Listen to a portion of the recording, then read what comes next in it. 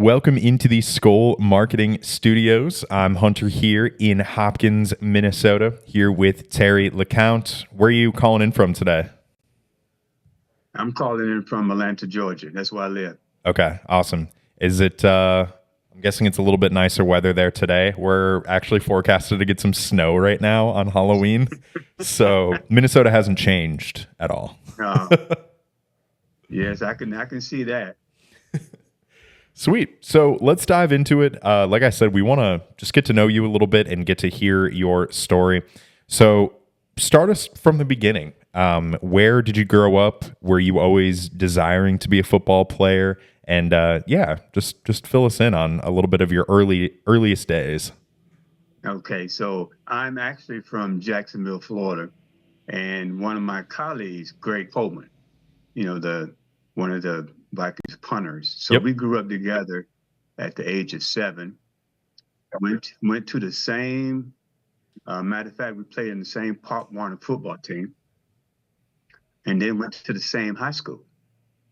And then Greg had opportunity to go to university, and I went to the University of Florida in the early 70s when they had just started to integrate with black ball players.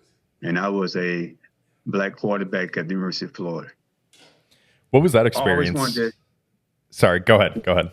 it was totally different because uh, I can tell you the quarterbacks that was just getting started. You had Conjon Holloway at the University of Tennessee, the very first black quarterback in the SEC. In the Big Ten, you had Cornelius Green and Dennis Franklin. You had Tony Dungy earlier. So I knew uh, what it was like to have the black quarterbacks uh, in college football. Also, Don Gaffney was the very first black quarterback of the University of Florida, and he was there in Gainesville in '72, and I was in Gainesville in '74. And again, like Greg Coleman, we grew up together in the same neighborhood. So it was always a dream to actually play in the NFL. And most of the time when I share this story to a younger generation, you have to really think big and to believe it. And every now and then I think about, what did I do? Well, I worked really hard at my craft. And I tell people all the time that I knew I was going to play. It wasn't like, I might be able to have an opportunity to play, Brad. I said, but I knew I was going to play in the NFL. It was just no doubt. So got a chance, played a lot of positions, not the position that I want to play at the University of Florida.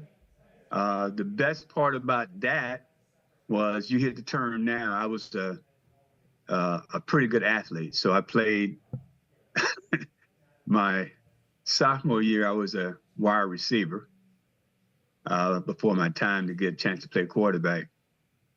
My junior year, I was still up for playing quarterback, but it was a guy ahead of me. And then they switched me in the middle of the season when we played Florida State. They scored about 50 points on us, so they needed a DB back there to cover people. So I moved from the quarterback position, What? DB position, yeah, in the middle of the season. And my offensive coordinator says, if I let him go back there, he has to be a. And so I started probably 8 games of Florida Gators in free safety. In my senior year, I came back to the position I went to Florida for as quarterback. So I started at quarterback my senior year. And so the best part about all that was the pro scouts knew this guy can play everything. Yeah. And my senior year at Florida, we had, and they don't talk about us because we didn't win a SEC championship at that time. It wasn't a conference like you see now. It was just one conference. And we had 11 guys to go into the NFL draft, the most than any Florida Gator team to this day. But they don't talk about it because we didn't win the SEC championship. So So I you're, got drafted in the fourth round, yeah. Wow. San Francisco. Never forget it. Very happy. Bill Walsh was there at that time. My second year, the first year they had Pete McCullough, which got fired because our season we was 2-14, and so that following year they got rid of the coaching staff. So my second year I was with Bill Walsh, and I still will never forget this conversation. I'm downstairs, down on the football field, going through practice, and they say, "Hey, you need to come up to the front office." And I go up to the front office, and Bill Walsh said, "What we're going to do is, since you're not on any special teams, we're going to release you and pick you right back up." I go, "Fine," because I'm new. I don't really know the system, what's going on. So I go back downstairs, and as I go back downstairs, they tell me to come back upstairs. And they say, "Who do you know in Minnesota?" And I said, "I don't know any." So Coleman. And they said, "No, coaching staff. I don't know anybody." Well, at the time, Floyd Reese, Les Steckel, which was coach at the 49ers, that got fired, but I didn't know they was in Minnesota. So they picked me up game of the season, and I went to Minnesota. And the first phone call I made was to my mom. And I said, "Do you know how cold it is?" Yeah. Do What, you know, Mom, do you know how cold it is in Minnesota? what did your mom say? She told me that, you knew you wanted to play. So you in some kind of frame of mind, you got to forget about what the temperature like. But when we look back on it, we had Greg Coleman was there. He's from Florida. He had uh, John Turner, the starting corner, Chuck Foreman. So we had Floridians there on the team. But it was just a part of the, being part of the process. But to piggyback on it is strange because Minnesota Vikings was my childhood team. Really? I've always liked it. Oh yeah, I always liked the Vikings. What made you a As a fan? kid, well, I didn't like the Cowboys, and I knew the Vikings were playing the Cowboys all the time. And I'm a product of Bob Hayes. Bob Hayes is from Jacksonville. Didn't live not too far from me. Everybody in Jacksonville was Cowboy fans, da da da, all that kind of stuff. But I always liked the Vikings. I just always liked the Vikings, and so I was always a Viking fan. So to get an opportunity to be in Minneapolis, and I tell people, I didn't, who did you play? Who was your coach? I always say I played for the legend Bud Grant. So it was more than an accomplishment. Bud Grant, and I tell this, a few stories about Eller. I mean, I'm looking at Carr. I'm 22 years old, and you got Jim Marshall over there, and you got the interception leader, Paul Krause, and you got Bobby Bryant over there, and you got Jeff Singh. And I'm playing with all these historic people, was part of the people, purple people that played in Super Bowl games. I just That's can't. a that's a I can't get over how almost storybook your fandom and the teams you played for are, right? Like you grow up in Florida, you get to play for the Gators. You grow up a Minnesota fan in Florida, which obviously seems a little rare, and then you get to play right. for Minnesota. I mean, it's kind of storybook, right? Well, the storybook part of, you see this symbol up here, the Vikings. My high school team was the Vikings. Oh, well, there It you was go. You were William born to be a Viking. Vikings. So it's when me and Greg Coleman talk about it. It's kind of a segue that, man, we grew up a Viking. We wind up playing on the same team. And when I say Greg Coleman, I mean, we go so far back that, I mean, Greg Coleman was my captain from baseball, and my captain from Part 1, and then my captain in high school on the football team, my captain on the track and field. So, I mean, we go so far back. And so to actually land a place in Minneapolis, I'm really happy about, because I've been in the South all my life. I went to San Francisco for a little while, but I wasn't there long enough to see what the city was like. And I got a chance to see the people in the Midwest. And the Midwest was, it was an eye opener. You know, my parents raised me really well, but I'm from the South. The only thing I knew was the South. I never knew anything else. And so when I got to Minneapolis and saw every race, imagine that people just getting along, that was shocking to me. I was pleased, but it was shocking. I'm part of Prince when he just first got started. I'm part of that part. So when I saw all that, I go like, wow, man, this is pretty. This is pretty neat. So I kind of really like Minneapolis, and I'm not afraid of any cold weather. So people talk about cold weather. I live in, as you know, I live in Atlanta, and they talk about what the weather's like. I go, this is not cold, and this is not cold.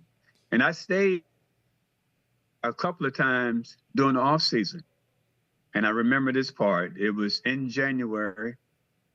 I'm looking at TV, looking at the news, and the news people are excited. They're just having,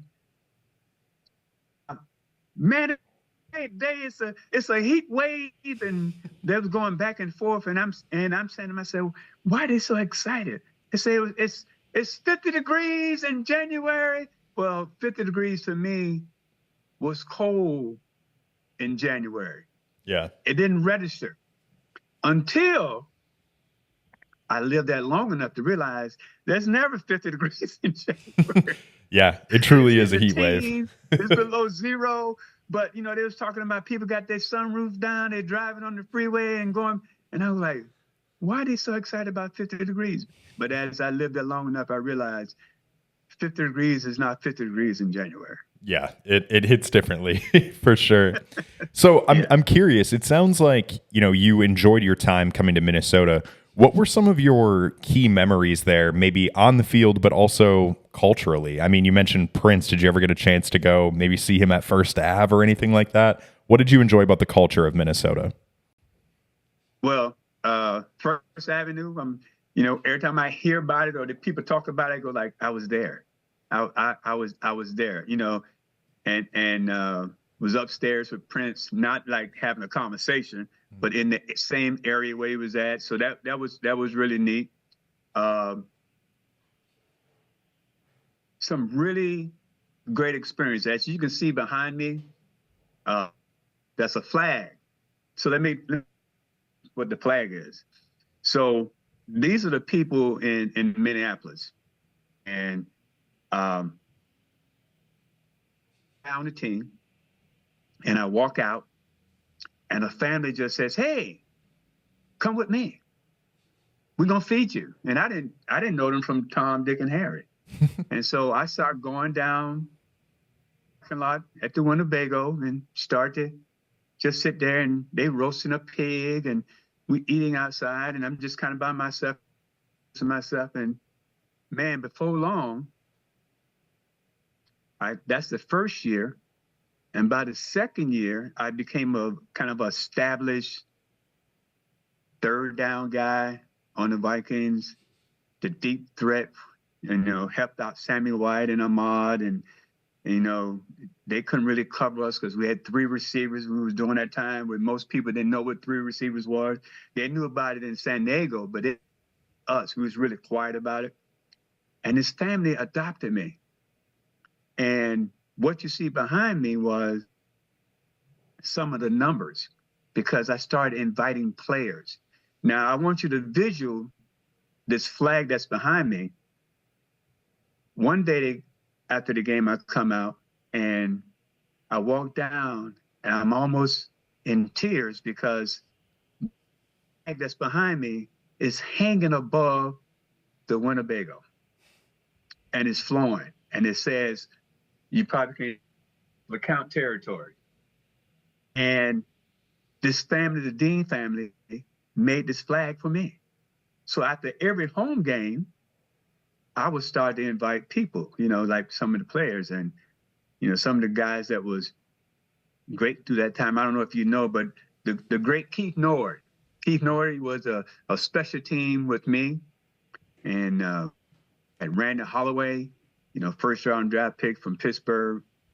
We had Greg Coleman down there, had Willie Teal, had Ted Brown, had Tommy Kramer. So almost every week or so, I'll bring a player down there. So that's some of the numbers of the people that attended the tailgate. So that was real special to see this flag. And I've been in contact with deans, and so the reason I have it because the deans could not use their Winnebago anymore because as you know, we went downtown. We had a stadium downtown. They couldn't park downtown.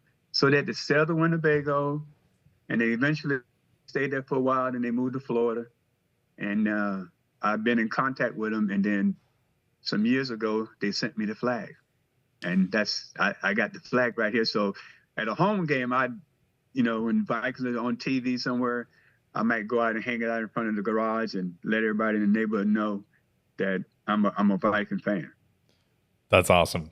I love that story. I love hearing sort of the connection that you guys had in that era with the fans, right? Like the stories of, like you said, leaving the games and going to a tailgate and being adopted by fans, right, and just sort of being a part of that community that, for as great as US Bank Stadium is, maybe that some of that local character is lost. And it's so cool that you have that relic right there, and you're clearly so proud of it. It's such a cool piece of history. I'm really, I didn't really know. I knew the Vikings had been to Super Bowl, but I didn't really know. So also the Vikings get a season ticket. And I was like, why is it hard to get a season ticket? Well, they had been to 4 Super Bowls. And the stadium only this is a baseball stadium, as you know, yep, they only seat 47,000.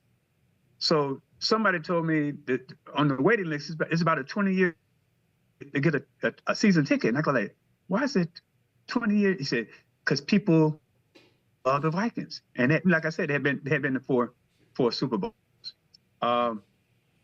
My next big experience was I'm a part of the Miracle at the Met. So I will listen to one of the reports the other day, and Bud Grant was talking to one of the media, and he said that if you talk to people now about the Miracle at the Met, probably 150,000 people tell you they was there. Well, half our fans, they walked out. And this game would have put us in the playoff. We'd have won the division. And it was one of those games that was going back and forth. And Tommy, when I say hot, he had to be over 300 yards, which was a lot of yards during that time. And he was hot. But the play that, in my mind, that I would never forget, most people don't know, is the play before. So I'm part of the squadron, and I'm the speed guy, and we got Sammy on one side and Ahmad on the side. And I got to get down there before anybody else.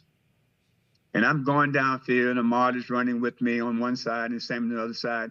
And we hear the crowd go with a big roar. And I'm trying to figure out why the crowd is roaring. Because the ball is not coming our way. They had threw a flick to Joe Sensor.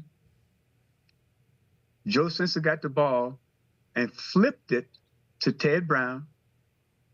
Ted Brown had enough common sense to run out of bounds. Now, that play is significant because the receivers didn't know the play. I'll tell you why it's significant. Because if you're going to play, and most of the time the ball's not coming to you, then you might not run as hard as you're supposed to be running. Right. So by us not knowing what's going on, we're hauling ass down the field and thinking the ball is coming to us. So the defense is going, and we do this play, which is the big play of all. And I always tell people when I see Hail Mary passes like you saw the other day with Washington Redskins, yeah, and what they was doing, one thing we was always taught now, I don't know about anybody else, but Bud Grant was in charge of special team, and we practiced special team. I ain't talking about like a little walkthrough and no. We practiced special team. So my job was to get down there and create kind of some of a habit for the ball. So when the ball is tipped, we got people. But when I looked at there's Ahmad, Sammy, and myself are still standing. And you got DBs instead of trying to knock the ball down. In most cases, it's trying to build their stats, trying to get an interception. Yeah. And that's a problem. So only thing you have to do is knock the ball down. And once the ball was tipped, I can actually see Ahmad put his left hand out and pull the ball in. And once that happened, if you go back to look at the tape, I'm the very person with Ahmad. And his words to me is, so Lecount, do you like money? Because that was a $10,000 game. That was, you win the division, that's $10,000. He said, do you like money? But I can tell you, on TV, it looks nice, but it's not nice being at the bottom of the pile and everybody's jumping on top of it. And that's what it was like. Everybody was you look at that play, man, people they dive in, but we at the bottom. We couldn't even breathe. There was so many people on top of it. So the Dean family and the Miracle at the Mat, kind of being part of a passing game that most people don't really talk about, but we had in our mind, we wanted to show everybody that we had a nice little passing game. And so that's kind of some of the memories I have. Yeah. Well, hey, you proved that passing game in that game, right? Yes. Putting up that play at the end. So one thing I really want to ask you about is you've discussed your versatility on the football field, being able to play wherever you were put.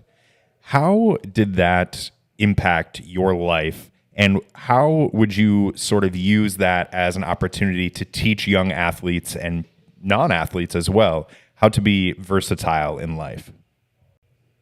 Well, you hear this all the time, but you got to be really careful when you talk about it.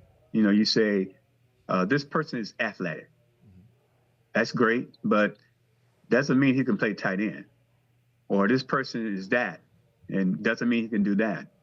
I can tell you probably, Hunter, one of the best thing about it is I'm the quarterback from Pop Warner. I'm the quarterback from high school. I'm also the quarterback in college. So I have to know what the receivers is doing and what I like for them to do. And also, I got to know what offensive linemen are doing in the blocking scheme.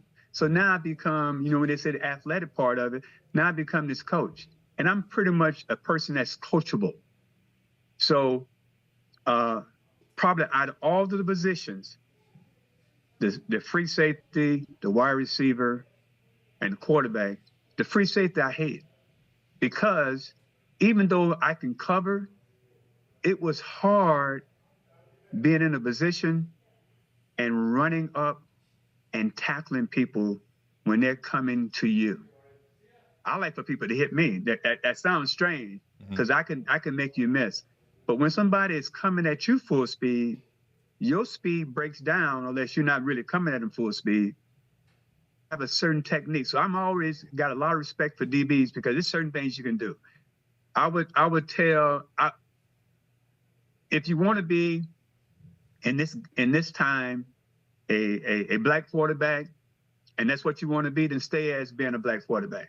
I tell people I never wanted to be a black quarterback in the NFL. It didn't, because that question comes up. It never fazed me to be a black quarterback in the NFL. I always wanted to be a wide receiver. And I had, some of the best people, because I didn't have bad habits. So the best part about playing free safety is learning what you have to do at free safety, because I'm a quarterback and I can see what you're supposed to be doing because I'm throwing against you. Mm-hmm. I was fortunate enough to have Sammy White and Ahmad Rashad as wide receivers. And I came in And Les Steckel was my head coach all through the NFL.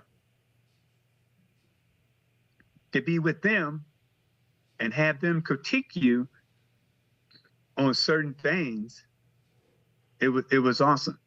But I would tell a young player, if you want to be, and I'm not talking about a free safety or a wide receiver, but I'm talking about being a black quarterback.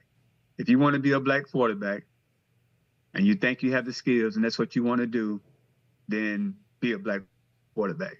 Because the thing about quarterbacking now is they're learning the same type of process at Pop Warner and high school. So when you're playing quarterback now and you're trying to move on, you're seeing things and things and things and things. Whereas when I was coming up, you just hand the ball off at Pop Warner. You might throw a pass here and there. In high school, we passes. In college, we ran the wishbone and the veer. So the passing game was totally different. The passing game is different now for a young person. So for a young person that wanted to be a black quarterback and want to stick, I would tell them not make that move. If that's what you want to do. Now, if you just want to play and get a chance to get in the league and somebody, gonna let you play, then, it's kind of up to you. But if you want to be a black quarterback, stay there. But learn what you're supposed to be doing. Yeah. That's what I would say to them. Yeah. I can tell the quarterback position has never left you. No. I look at my coach, Doug Dickey. I always talk about him, Gaffney and myself, and we was the very first two black quarterbacks, and that was big of him to bring us in the SEC in the South, whereas they wouldn't bring in black quarterbacks. And I always, when I see him and talk to him, because he was the first to do it. And I've always I look at it now and I go like, man, if I was quarterbacking in college, man, I'd be up for the Heisman Trophy, because what they do now, they throw in every play. And the best part about it, my skill set for running is off the chart. So passing and running, that's why when you see what they call they don't say athletic no more. They dual threat quarterback. Yeah, it's all the dual threat. They call it, and that's how it changed. So it's a dual threat quarterback. So that quarterback got to be able to run and throw. And then you hear a commentator now, and I always tell people that I'm talking to, and they say, like, Count, you're like a coach. You see it. I say, well, listen to the commentators. The commentators are saying processing. Well, even though they ball a whole lot, it's also dangerous because the blocking schemes are different. You don't really, but you have tight ends that are catching passes. They're not in blocking like they used to be. So your chances of getting hit is really, really good. Mm-hmm. And you got to really understand the blocking schemes. And if you don't pay attention to blocking schemes, you can get your head knocked off. So I'm not really impressed. I know if somebody throws 500 yards, that's a big deal. But when people throw 3 and maybe 4 a game now, even in college or NFL, and they done threw 60 times, I'm not really excited about that, because you done threw the ball 60 times. You're supposed to have those kind of yards, So the quarterback position and the game of football has changed. We're trying to protect everybody. We want people to play a long time. The quarterback is kind of a glamour position.